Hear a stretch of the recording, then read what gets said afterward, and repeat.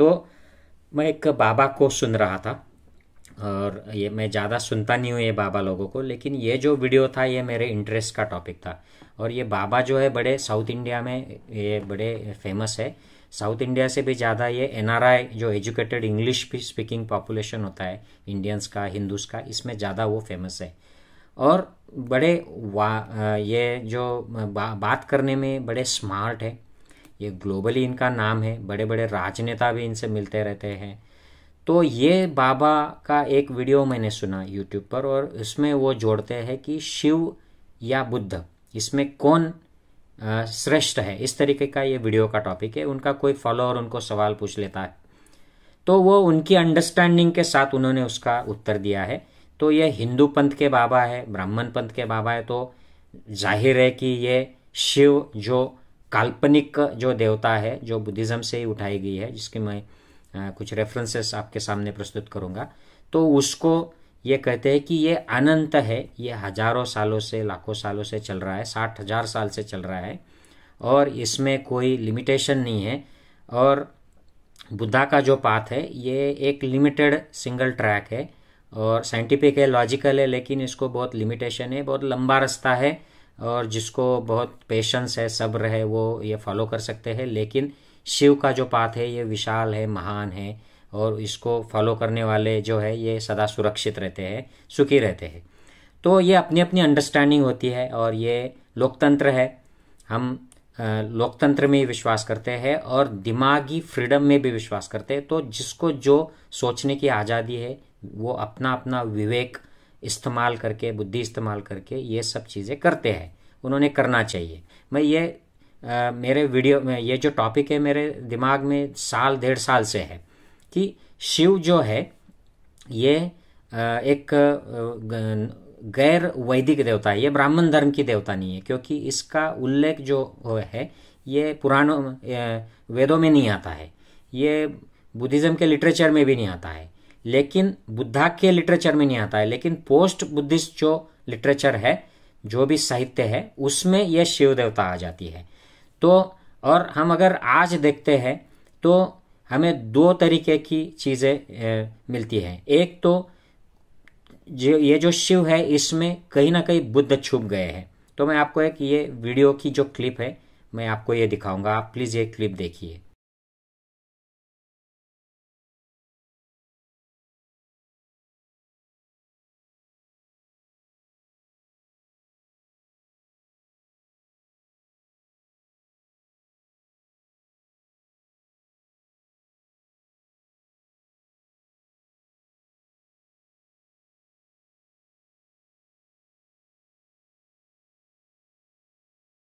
तो आप ये क्लिप में देख सकते हो कि इसमें बुद्ध छिपाए गए हैं, और कुछ ऐसे हमारे सामने एग्जाम्पल्स है जहां पर बुद्ध छुपाए नहीं गए हैं, वो खुल्लम खुल्ला बुद्ध दिख रहे हैं, लेकिन उसका नाम बदल दिया गया है। तो आप ये क्लिप भी देखिएगा।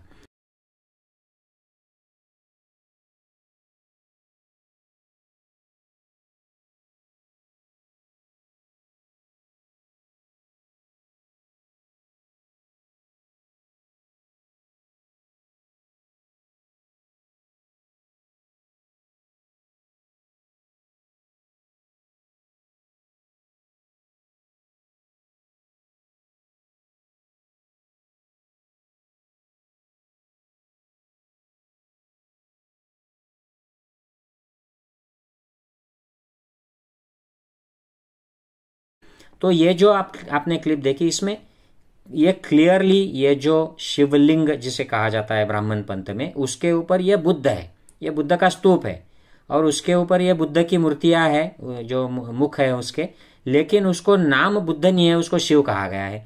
अलग अलग बाबा उसको केदारनाथ, बद्रीनाथ, ये नाथ, ये सारे नाम दिए गए उसके ज्योतिर्लिंग हो गए हैं। इसका कुछ जगह पर नाम वेंकट ये पुरी के जगन्नाथ हो गया है, कुछ जगह पर ये वेंकटेश हो गया है। तो ये सारे जो बुद्ध के नाम बदल दिए गए हैं, है बुद्ध ही। अगर हम ये ठीक से सारे मूर्ति के अगर ऑर्नामेंट्स निकाल दें, उनके कपड़े बाहर जो लगाए वो निकाल दें, और अगर ओरिजिनल मूर्ति देखें तो ये सब मूर्तियों में हमें बुद्ध आ जाएंगे। तो कई जगह पर ये छिपाए गए हैं, कई जगह पर ये छिपाए नहीं है, लेकिन उनका नाम बदल दिया है और फिर उसके हिसाब से उसका ब्राह्मणीकरण कर दिया गया है। तो इसकी मैं डिटेल में अब आपके साथ ये डॉक्टर विलास खरात ने जो बताया ये आपके साथ शेयर करूंगा। शिव कौन है? तो शिव ये आज के ब्राह्मणी धर्म की देवता मानी जाती है।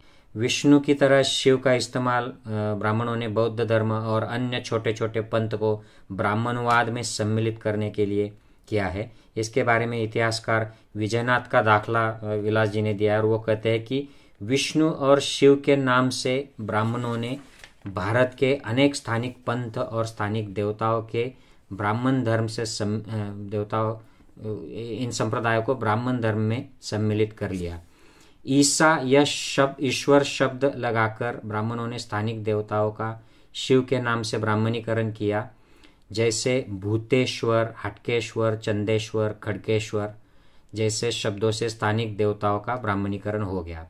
इसका उदाहरण महाराष्ट्र में मिलता है, जहां पर स्थानीय खंडोबा देवता किसान और पशुपालक जमातियों की देवता थी, जेजुरी की देवता थी, जिसे शिव बताकर ब्राह्मणों ने उसका ब्राह्मणीकरण किया और अभी जेजुरी में खंडोबा का शिवलिंग के रूप में भी उनकी पूजा की जाती है।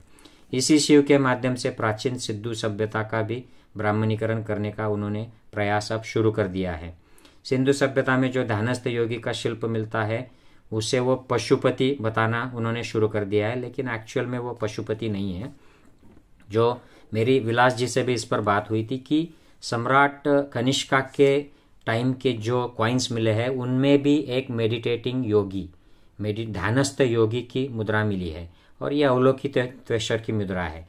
और इसी तरीके का ध्यानस्थ योगी जो सिंधुकालीन सभ्यता है उसमें भी ऐसे कॉइन्स मिले हैं जहाँ पर ध्यानस्थ योगी मिला है। तो ये बौद्ध धर्म की परंपरा है। बहुत सारे लोग चौंक जाते हैं कि बुद्धा के पहले 2000 साल पहले अगर सिंधु घाटी की सभ्यता थी तो वहां पर बौद्ध सभ्यता कैसे हुई? तो बुद्धा के लिटरेचर में ही पूर्व के बुद्धों का रेफरेंस आता है और ये पूर्व के बुद्ध जब हुए थे उनके जमाने में भी कुछ प्रथाएं थी, जैसे पीपल का पेड़ हो या ये जो ध्यानस्थ जो योगी होते हैं जो बुद्धा की जो आकृति की जाती है ध्यानस्थ बुद्धा की, ये भी उसी का एक नमूना है और काफी सारे उसके आधार है कहने के लिए कि वह पूर्व बुद्ध की परंपरा रही है। तो ये जो बात है ये वेदों में नहीं आती है, वेदों में शिव का उल्लेख भी नहीं आता है, लेकिन शिव जैसा रुद्र नाम का एक स्थानिक देवता का जिक्र इसमें आता है। लेकिन ये रुद्र जो है ये अलग है, ये बिल्कुल शिव नहीं है। ये बहुत सारे जो इतिहासकार है उन्होंने ये प्रूव कर दिया है कि रुद्र ये अवैदिक मूल निवासी भारतीय देवता थी और ये बुद्ध पूर्व कालखंड में शिव का कोई अस्तित्व नहीं था। और कुछ ब्राह्मण इतिहासकार जिस अवैदिक देवता रुद्र के साथ शिव को जोड़ने की कोशिश करते हैं, ये एक्चुअली उसका कोई रिलेशन नहीं है। वो लोकल लोगों की एक देवता हुआ करती थी। रुद्र लोग विचित्र आवाज निकालकर गायन करते थे जिसे रुदन कहा जाता था। आज भी राजस्थान में ये रुदाली नाम से ये प्रथा चलती है। तो वेदों में शिव नहीं है, बुद्ध जो ओरिजिनल साहित्य है उसमें शिव नहीं है। तो फिर ये प्रूव हो जाता है कि शिव ये पोस्ट बुद्धिस्ट जो टाइम था, एरा था, उस टाइम की एक देवता है। तो ये कौन सी देवता है?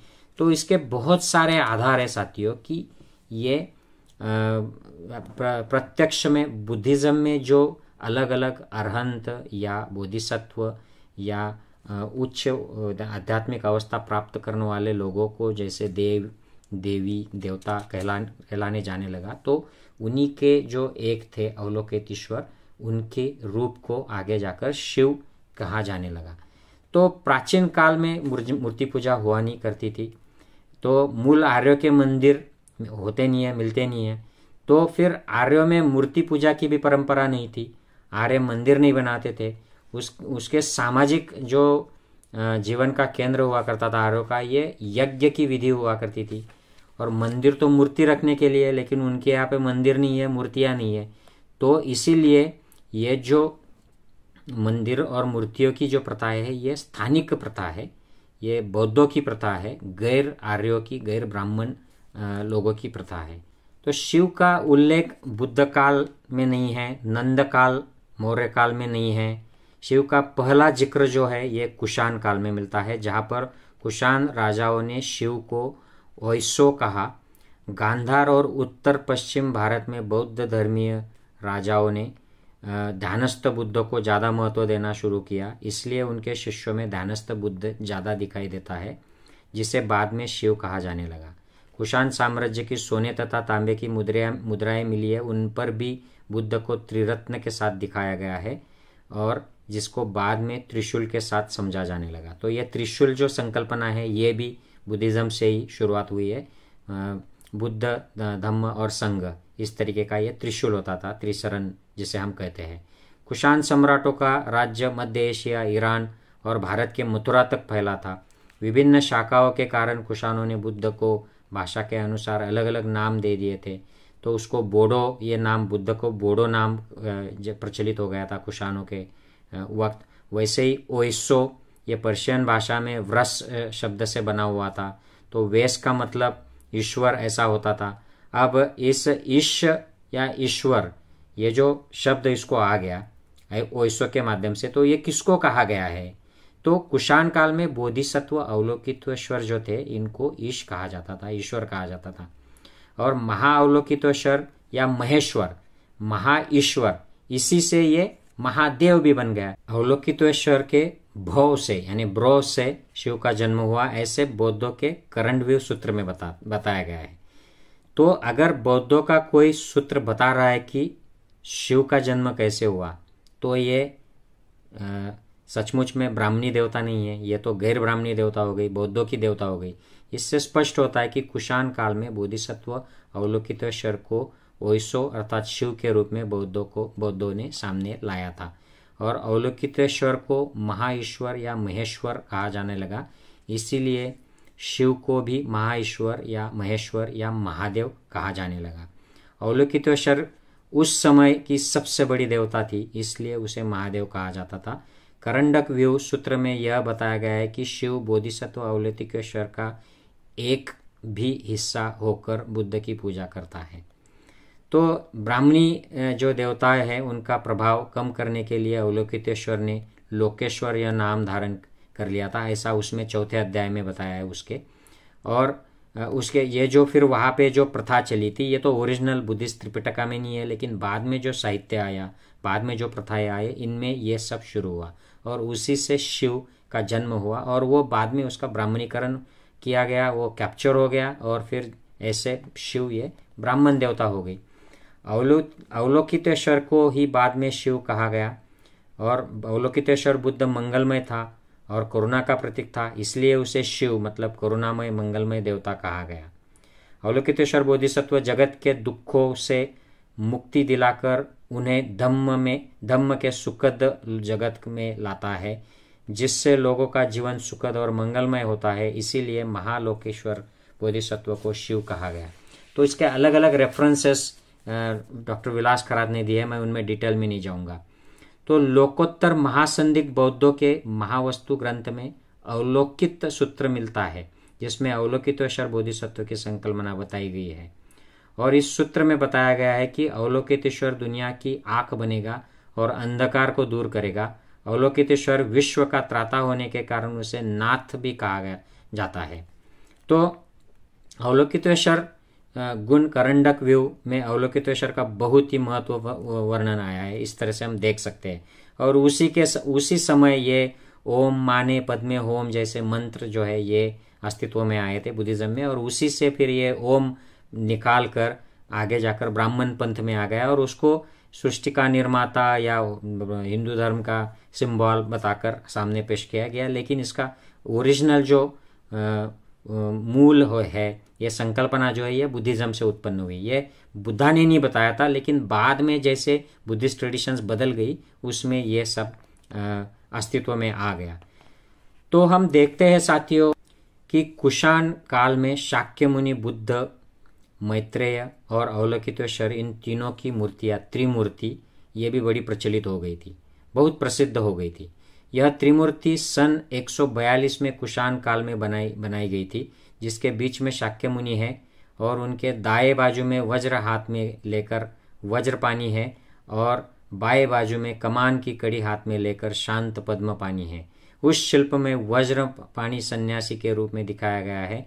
पद्मपानी जो है भारतीय राजपुत्र के रूप में ऊंचे वस्त्र और जवाहिरात से सुशोभित दिखाए गए हैं। शाक्यमुनि बुद्ध परम ज्ञानी बुद्ध होने के कारण उनके ज्ञान को वज्रपानी के रूप में दिखाया है और उनकी करुणा जो है वो अवलोकितेश्वर के रूप में दिखाई गई है। सो ये त्रिमूर्ति जो है ये बड़ी फेमस हो गई। तो इसमें वज्रपानी बोधिसत्व शिव का प्राथमिक रूप था जो कुषाण काल में विकसित हो गया था। वज्रपानी बौद्ध धर्म का पहला बोधिसत्व है जो धर्मपाल बनकर बुद्ध धम्म और संघ की रक्षा करता है। तथागत बुद्ध के समय जब ब्राह्मण मंत्री अम्बट बुद्ध का विरोध कर रहा था तो वज्रपानी ने उसे विरोध किया था और उसकी जो विचारसरणी थे उसको नष्ट किया गया था और उसका ही प्रतीक वो वज्र या गदा है, ऐसा हम देख सकते हैं। हम ये वज्रपानी का जो कंसेप्ट है ये इसकी जो हिस्ट्री है ये औरंगाबाद के अजंता गुम्फा में भी हमें दिखाई देती है, जहाँ पर वज्रपानी और पद्मपानी यानी अवलोकितेश्वर गुम्फा क्रमांक 1 के चित्र में ये दिखाए गए हैं। अब चीन के वज्रपानी को वज्र बौद्धा या करुणाशील राजा के रूप में दिखाया जाता है। उसके एक बाजू में गृह्यपाद बोधिसत्व तो दूसरे बाजू में नारायण दिखाया जाता है और दोनों भी धर्मपाल बोधिसत्व है। वज्रपानी का वज्र वास्तव में त्रिरत्न का प्रतीक है जिसमें ऊपर त्रिशूल रहते हैं और नीचे घंटा रहती है। सांची के स्तूप में विश्वंतर जातक शिल्प में वज्र को 2 पिरामिड के रूप में दर्शाया गया है और उसके बीच में जोड़ने वाला एक डंडा है। तो यह शिल्प पहली सदी में सांची स्तूप में उत्तर द्वार पर बनाया गया था। त्रिरत्न की सुरक्षा त्रिरत्न के प्रतीक वज्र के माध्यम से बोधिसत्व करता है, इसलिए उसे वज्रपानी कहा गया है। अब शॉर्ट में देखते हैं कि ये जो शिव शब्द है इसकी उत्पत्ति कैसे हुई। तो ये सुवास्तु अर्थात शुद्ध नीला पानी इस शब्द से हुई थी। यह स्वात नदी को बौद्ध लोग सुवास्तु कहते थे, जिससे उस नदी को स्वात नदी का नाम पड़ा और उस प्रदेश को स्वात प्रदेश नाम पड़ा। सुवास्तु बाद में शिव बना, सुवास्तु प्रदेश बना और बौद्धों को शिवी या शिवी ये कहा जाने लगा। तो ये ओरिजिन है सुवास्तु, शिवास्तु, फिर शिवी या शिवी। तो पाली भाषा में शुरू में तो श की जगह पर सी लिखा जाता था। तो ये शिवी जब हुआ शिव, ये बाद में जब संस्कृत का निर्माण हुआ तो शिव का शिव हो गया, सुवास्तु का शुवास्तु हो गया। तो हम आगे देखते हैं कि शिवी ये जो नाम है ये किसी व्यक्ति का नहीं है, किसी जमात का नहीं है, ये प्रदेश का नाम है। जैसे हिंदू जो नाम है ये किसी व्यक्ति का नहीं है, ओरिजिनली किसी जमात का नहीं है, ये एक ज्योग्राफिकल एरिया का नाम हुआ करता था, सप्त सिंधु। फिर स का ह हो गया और वो हप्त हिंदू हुआ और उससे हिंदू हो गया। तो इसी तरह ये सुवास्तु जो है स्वात, ये ज्योग्राफिकल लोकेशन है। और बौद्ध लोगों ने सम्राट अशोक के बाद इस प्रदेश को अत्यंत विकसित, उन्नत और धरती पर एक स्वर्ग जैसा बनाया, इसलिए उसे सुवास्तु यानी सुखद रहने लायक प्रदेश, मंगलमय प्रदेश ऐसा बताया गया। सुवास्तु शब्द से शिवास्तु और आगे चलकर शिव तथा स्वात यह शब्द बने। शिव शब्द धार्मिक रूप से प्रचलित हुआ और स्वात यह प्रदेशवाचक शब्द हो गया। तो हम देखते हैं कि कहाँ पर यह कुषाण काल में एक जो स्वात वैली का जो एरिया है, स्वात नदी का एरिया, वहाँ से ये कंसेप्ट आया था कि ये मंगलमय एरिया है, यहाँ के लोग अच्छे हैं। तो इसका मतलब इस शब्द का अर्थ है मंगल, सुवास्तु का अर्थ है मंगलमय प्रदेश और शिवास्तु उससे हो गया और फिर आगे शिव इस शब्द की निर्मित हो गई। तो ये त्रिमूर्ति की जो संकल्पना बौद्ध साहित्य में है, जिसमें धम्म का निर्माण बुद्ध है, अधर्म का नाश करने वाला वज्रपानी है और धम्म को निरंतर उसका संरक्षण करने वाला अवलोकितेश्वर बोधिसत्व है। तो यह कंसेप्ट ब्राह्मण पंथ में उठाया गया और उन्होंने ब्रह्मा विष्णु महेश की ये त्रिमूर्ति का निर्माण कर दिया। तो हम यहाँ पर इसका ओरिजिन देख सकते हैं। तो अगर ब्रह्मा विष्णु महेश ये इतने माने जाते हैं हिंदू धर्म में और इसका ओरिजिन ही अगर बुद्धिस्ट ट्रेडिशन में है, जो कि ओरिजिनल बुद्धिस्ट ट्रेडिशन नहीं थी, ये जो बुद्धा के बाद में जो शाखा उपशाखा मान्यताएं बदल गई उसमें उसका ओरिजिन आता है। तो शिव का जैसे ये बुद्धिस्ट जो प्रतीक है, सिंबल्स है, इनका ब्राह्मणीकरण हुआ तो उसके साथ ब्राह्मण पंथ में शिव का नैतिक अधपतन भी कर दिया गया।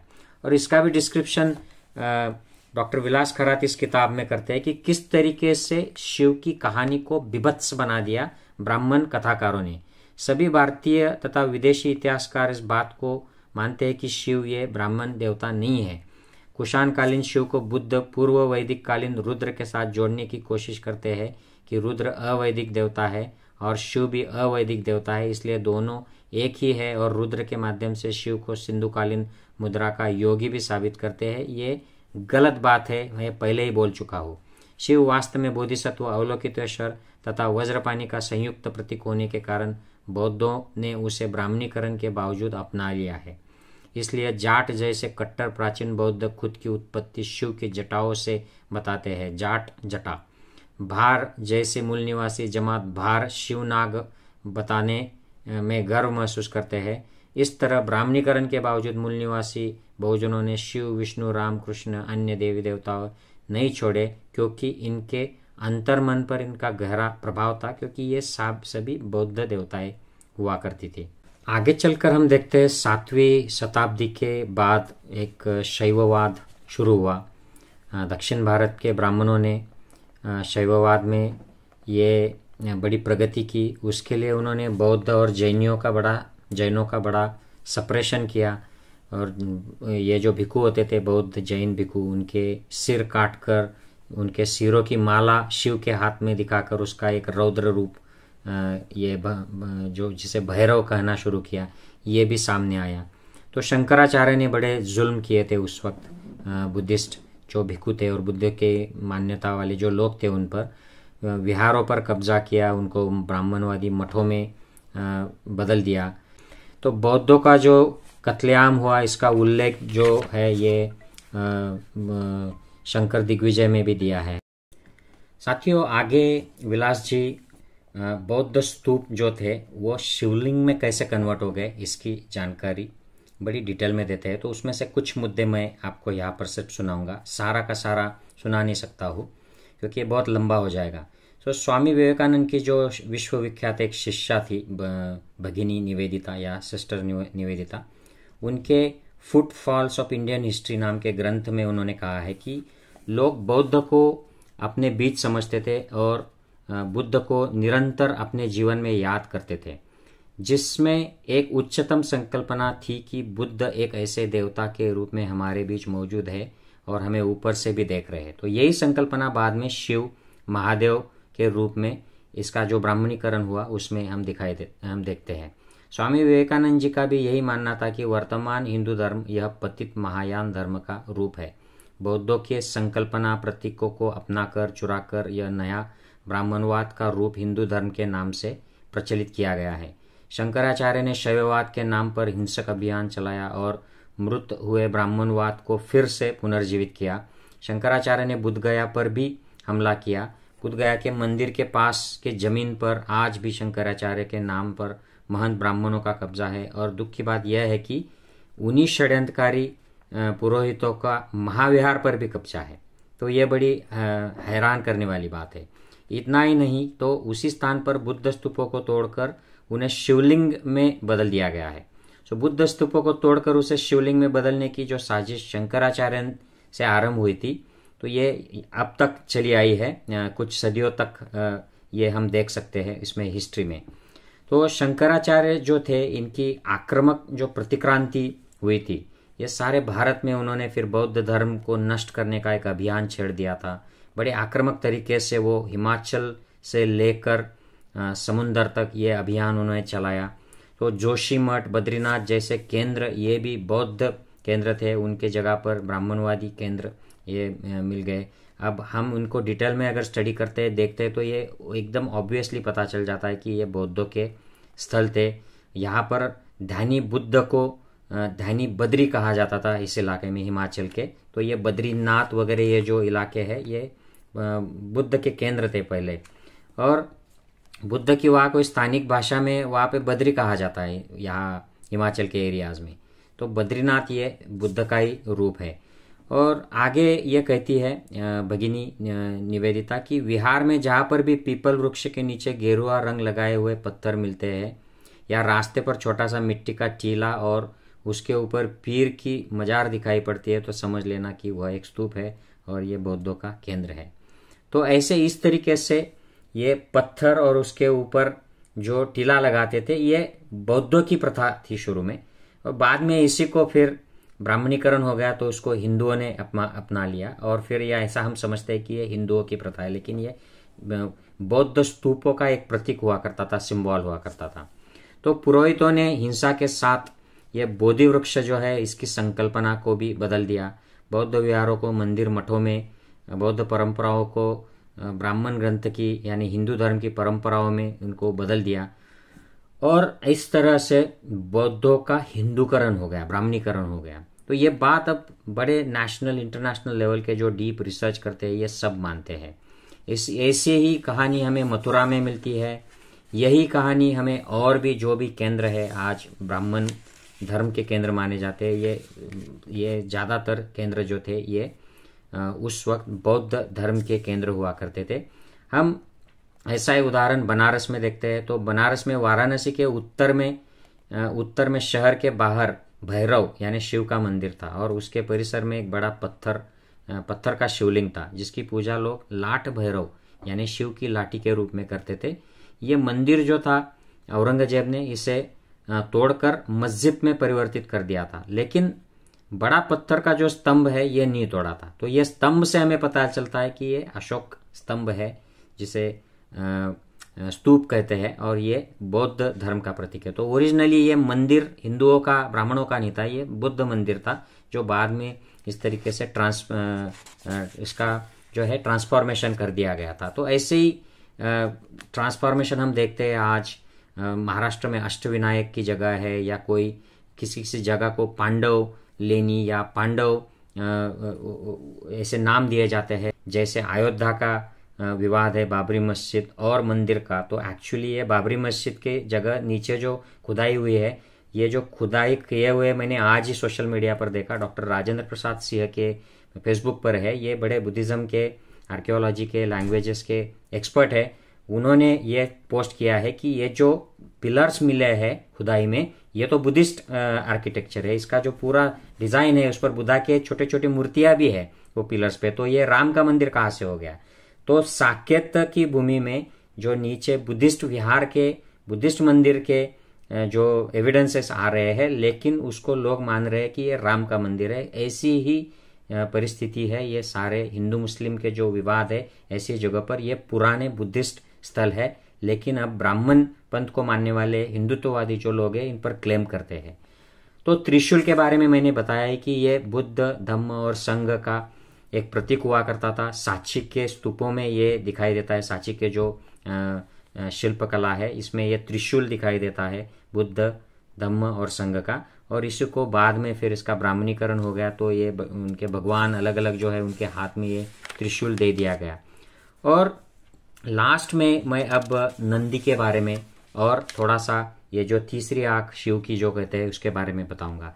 तो तथागत बुद्ध को जो विशेषण दिए जाते हैं उसमें मनुष्यों का नंदी यह भी एक विशेषण हुआ करता था, और इसके जो एविडेंसेस है, जब तथागत बुद्ध वापस कपिलवस्तु आते हैं तो उनकी जो पत्नी है यशोधरा, वो राहुल को बताती है कि तुम्हारे पिताजी कहाँ है। तो इसके लिए उन्होंने कहा है कि अपने उच्च कोटि भिक्खु संघ के साथ स्वर्ण कांति में जो दिख रहे हैं वे प्राणियों के बीच दिखाई देने वाले चमकदार नंदी के जैसे दिख रहे हैं, वो तुम्हारे पिता है।